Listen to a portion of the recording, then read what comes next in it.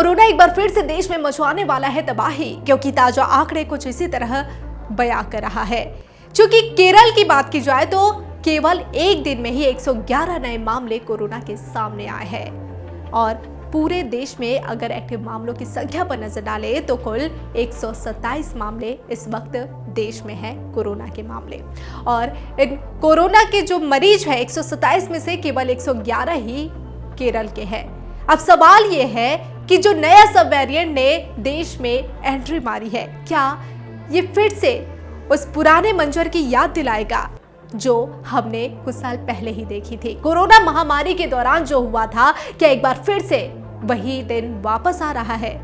क्या है ये सब वेरिएंट और कितना खतरनाक है, ये जानने के लिए देखिए ये रिपोर्ट। कोविड के ओमिक्रॉन वेरिएंट के सब वेरिएंट JN.1 से जुड़े केस भारत में भी आ रहे हैं। दक्षिण भारत में 2 मामलों की पुष्टि हुई है। चूंकि यह वेरिएंट ओमिक्रॉन फैमिली से है, इसलिए उसकी तर्ज पर तेजी से इसके फैलने का खतरा है।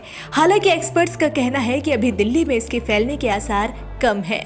बावजूद इसके अलर्ट रहने की जरूरत है, क्योंकि सर्दी में वायरस तेजी से फैलता है और पॉल्यूशन के साथ संक्रमण हो जाए तो यह ज्यादा खतरनाक हो सकता है। केंद्रीय स्वास्थ्य मंत्री मनसुख मंडाविया ने इन्फ्लुएंजा और कोविड-19 जैसे श्वसन संबंधी बीमारियों में हालिया वृद्धि को देखते हुए स्वास्थ्य सुविधाओं और सेवाओं की तैयारी पर राज्य और केंद्र शासित प्रदेशों के स्वास्थ्य मंत्रियों के साथ आज उच्च स्तरीय समीक्षा बैठक की। आने वाले दिनों में लंबी छुट्टी, क्रिसमस, नए साल की छुट्टियां हैं। इसके संदर्भ में कुछ प्रोटोकॉल पर विचार हुआ।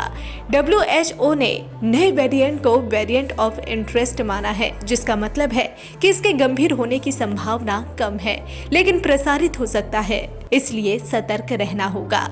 मंगलवार को अपडेट किए गए केंद्रीय स्वास्थ्य मंत्रालय के आंकड़ों के अनुसार भारत में सोमवार को 288 नए कोरोना वायरस संक्रमण दर्ज किए गए हैं, जबकि सक्रिय मामले बढ़कर 1970 हो गए हैं। अब तक मरने वालों की संख्या 5,33,318 दर्ज की गई है। स्वास्थ्य मंत्रालय की वेबसाइट के अनुसार राष्ट्रीय रिकवरी दर 98.81% है। मामले की मृत्यु दर 1.19% है।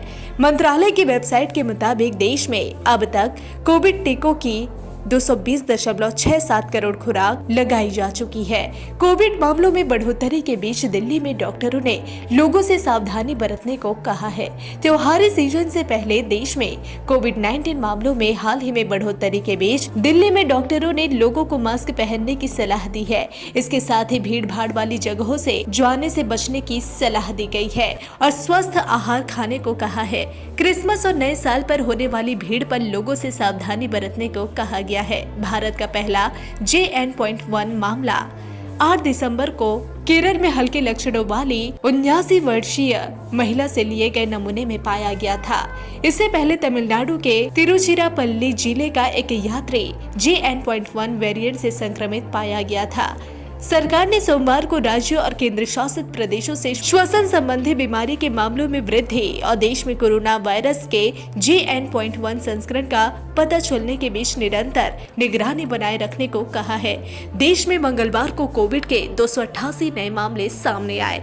एक्टिव केस बढ़कर 1970 हो गए। कर्नाटक ने कोविड से बचाव के लिए गाइडलाइंस जारी की है। इसके तहत 60 वर्ष से अधिक उम्र के लोगों, मरीजों, गर्भवती महिलाओं और स्तनपान कराने वाली माताओं को घर से बाहर निकलने पर फेस मास्क पहनने को कहा गया है। साथ ही इन्हें बंद जगहों, कम हवा वाले स्थानों और भीड़ भाड़ वाले इलाकों में जाने से बचने को कहा गया है।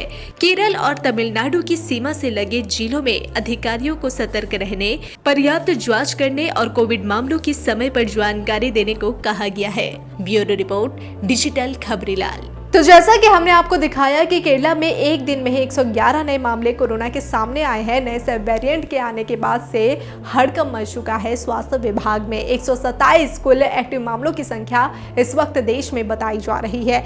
आपको बता दें कि इसमें से केरल में जो एक्टिव मामले सामने आए हैं, कम से कम एक व्यक्ति की तो मौत हो ही चुकी है। इसके बाद से स्वास्थ्य विभाग और भी ज़्यादा अलर्ट मोड में आ चुका है।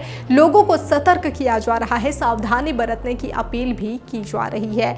और जो नया सब वेरिएंट आया है JN.1, इसे लेकर सावधानी बरतने के लिए स्वास्थ्य विभाग पहल कर रही है। इसी तरह की पल पल अपडेट के लिए बने रहिए डिजिटल खबरीलाल के साथ। खबरें आपकी, नजर हमारी।